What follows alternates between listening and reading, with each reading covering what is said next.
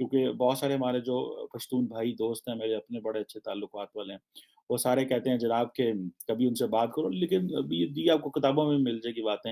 वो कहते हैं जनाब के पाकिस्तान को बने हुए तो 75 साल हुए हैं।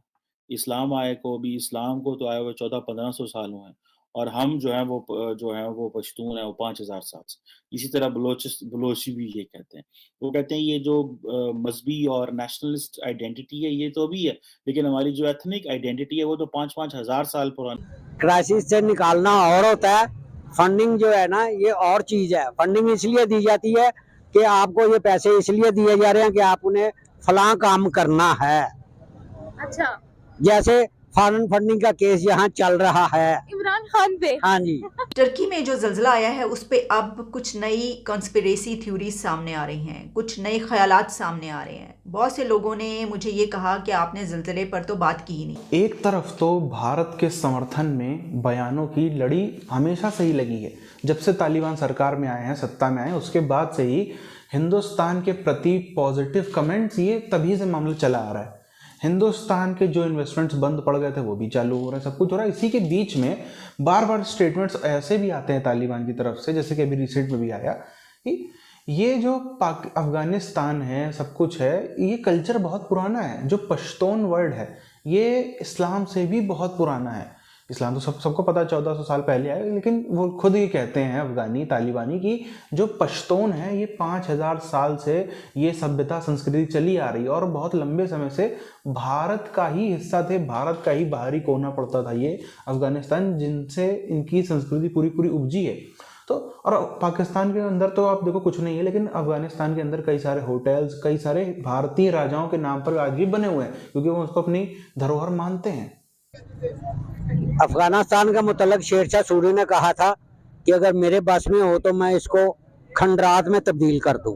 ये इतनी खुद गर्ज कौम है, ये आज तक किसी के नहीं बने, तो पाकिस्तान के कैसे बनेंगे। पाकिस्तान में जितनी भी शरपसंदी हो रही है 80% जो है वो अफगानिस्तान से हो रही है। अब 80% अफगानिस्तान से हो रही है। ये हमारे लीडरों का बेड़ा गर्क हुआ। जनाब ज़ियाउल हक साहब ने अफगानियों को यहाँ घुसेड़ा और पाकिस्तान को बर्बाद किया। मुफाद के लिए उनको पैसा मिलता था, रूस के साथ लड़ाई के लिए उनको पैसा मिलता था, पैसा खुद खा गए, मुल्क को बर्बाद कर गए। आज वही जो है हमारे सर पे सवार हुए हैं। आज खान साहब क्या तालिबान के लिए कहते थे कि इनके साथ मुज़ाकरात करो। तालिबान के साथ मुज़ाकरात करार हो सकते हैं, लेकिन पाकिस्तान की सियासी पार्टियों के साथ मुज़ाकरात वो करने को तैयार नहीं है। तालिबान हाँ इसको क्यों कहा था, इसी वजह से कहा था कि ये भी तालिबान की पैदावार है। वो बहुत दूर की बात है जब अड्डे दिए गए थे, अब तो अड्डे देने से इनकार कर दिया हुआ है उसको। अब तो नहीं अड्डे दे रहे। वो तो पहले जिन्होंने दिए, मगर वो नफरत के बीज अभी भी है ना। नफरत के बीज इसलिए है कि हमने जो गलत काम किए, पहले हमने तालिबान बनाया उसके कहने पे। किसके कहने पे? अमेरिका के। रूस के साथ जंग के लिए पहले तालिबान बनाए। उसके बाद क्या हुआ, उसके बाद तालिबान हो गए स्ट्रॉन्ग, वो हमारे गले पड़ गए। जब मशरकी पाकिस्तान बना था वो हमसे लैदा हुआ, बांग्लादेश बना, उसकी करेंसी कहाँ गई? हमसे ज्यादा है करेंसी, उसका टका जो है हमसे ज्यादा ताकतवर है। हम क्यों डाउन हुए? हमारे मुल्क में सियासी इस्तेकाम ही नहीं आने दिया गया कि अगर ये इस्तेकाम इनको आ गया तो ये तो हम पे सवार हो जाएंगे। इसमें बहुत से पोशीदा राज है। कौन कौन से हैं जी? हमें अपने ही जलाते हैं नशेमन पे बिजलियां, हैं जी? इतना दम कहाँ था? हाँ जी। वो क्या कि हमें अपने ही मारते हैं। जब हम स्टेबल होने की तरफ जाते हैं, या तो मुल्क में मार्शल आ जाता है या सियासी हुकूमतों को गिरा दिया जाता है ताकि ये हम आ जाए, मुसल्लत हो जाए। पाकिस्तान ने उसको पाला है, फीड किया है उसे। पाकिस्तान ने उसको फीड किया हुआ है। इतने लाख जो अफगानी हमारी तरफ आ गए थे, हम भूखे थे। हमारी तो चने की दाल आटा सारा वो खा गए थे। कुर्बानी का गोश्त कहाँ से आता था उनके लिए? अच्छा। सऊदी अरब से।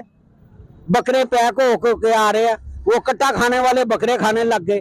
तो परवरिश हमने किया या उन्होंने, इंडिया ने किया?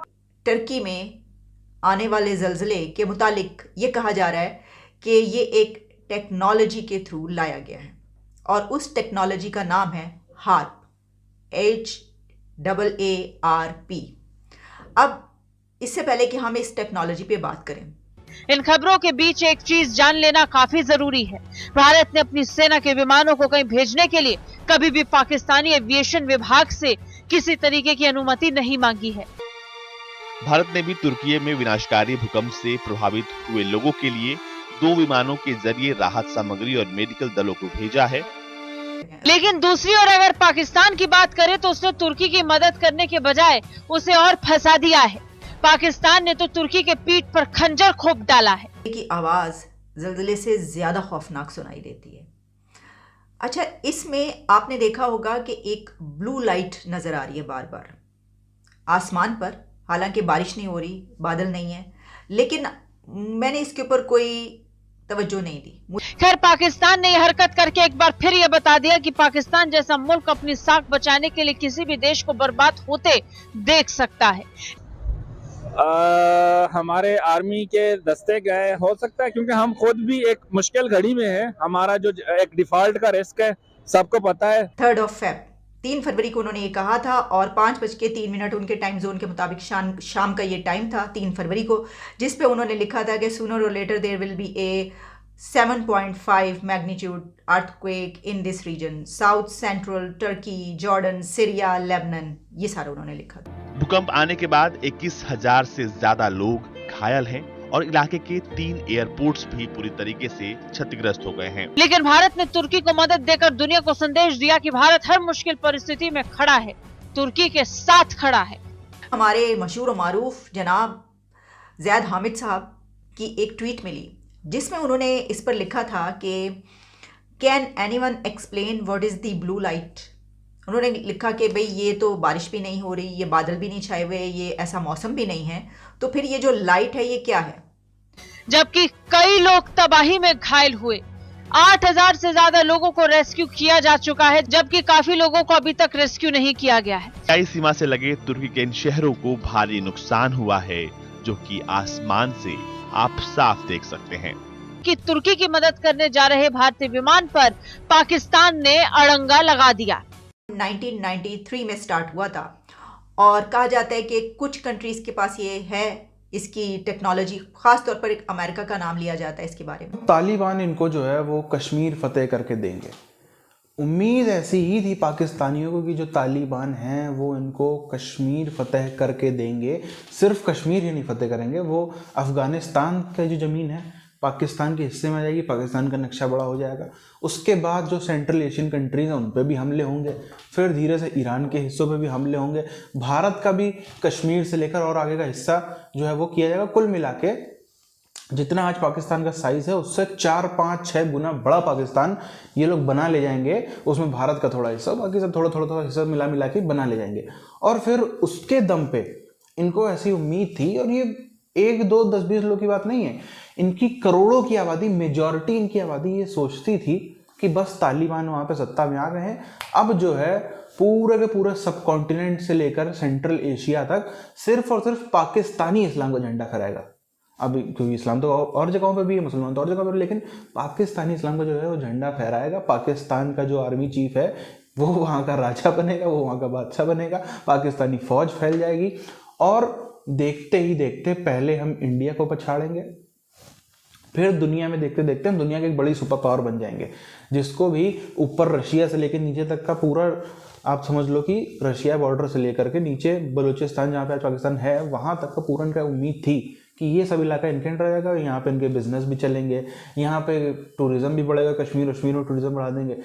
असल में कौम को यही लगता था, और हो क्या रहा है? हो ये रहा है, अफगानिस्तानियों ने सत्ता में आने के बाद शायद 2-4 दिन भी इनकी तारीफ नहीं करी।